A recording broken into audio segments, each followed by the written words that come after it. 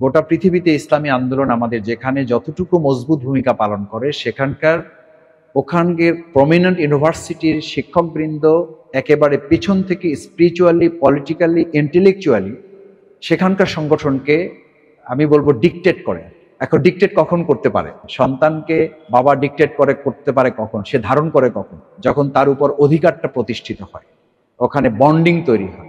আমি বলবো না যে সম্পর্কে ঘাটতি আছে, কিন্তু আমার এই প্রিয় সংগঠনকে পরিচালনায় আমার সরাসরি অংশগ্রহণের জায়গাটা আমরা কতখানি স্পেস তৈরি করতে পেরেছি, আবার বৃহত্তর সংগঠন থেকে আমাদেরকে কাজে লাগানোর ক্ষেত্রে আমরা নিজেদেরকে কতখানি তাদের সামনে উপস্থাপন করতে পেরেছি।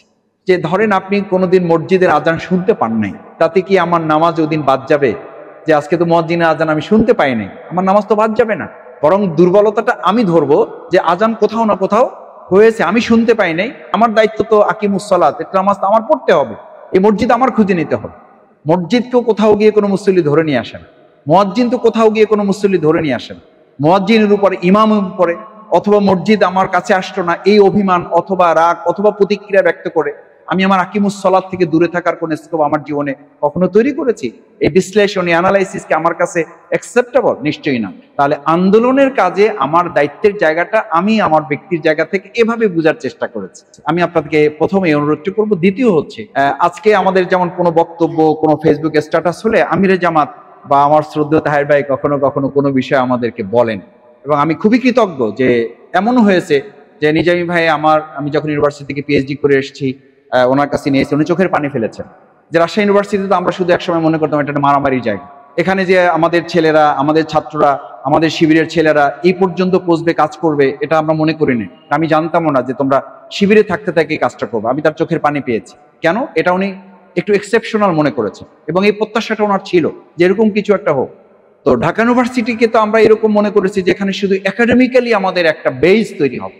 আল্লাহ তাআলা মর্যাদা, সম্মান এবং আপনাদেরকে একটা স্ট্যাটাসের জায়গা দিয়েছেন। এই স্ট্যাটাসের জায়গা যার যত বড়, জবাবদিহিতাটা, দায়িত্ববোধটা তার তত বড়, এটা আপনাদের থেকেই শোনা।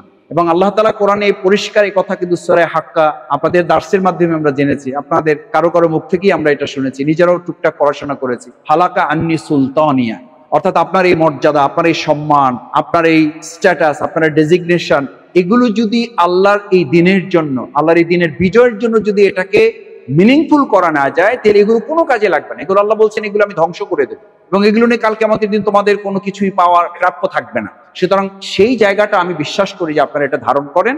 আসুন আমরা আমাদের এই প্রিয় ক্যাম্পাস, যেটা বারবার বলা হয় গোটা ঢাকা, বাংলাদেশ আমাদের, ইউনিভার্সিটি আমাদের না, বাংলাদেশ আসলে আমাদের। গোটা বাংলাদেশ বিচ্ছিন্ন, ঢাকায় ভালো কিছু করতে পেরেছেন ইউনিভার্সিটিতে, আমি বিশ্বাস করি এটা ঢেউ গোটা বাংলাদেশের আনাচে কানাচে গিয়ে ছড়িয়ে ছিটিয়ে পড়বে ইনশাআল্লাহ। আমি আশা করব যে আপনারা ছাত্রদের পাশাপাশি শিক্ষকদের ফ্রন্টেও আপনারা যে সাহসী ভূমিকা রাখছেন, এটা আরো কয়েক গুণ বৃদ্ধি করে যদি ভূমিকাটা বাড়িয়ে দেওয়া যায়, আল্লাহ আমাদের তৌফিক দান করুন। আসসালামু আলাইকুম ওয়া রাহমাতুল্লাহ।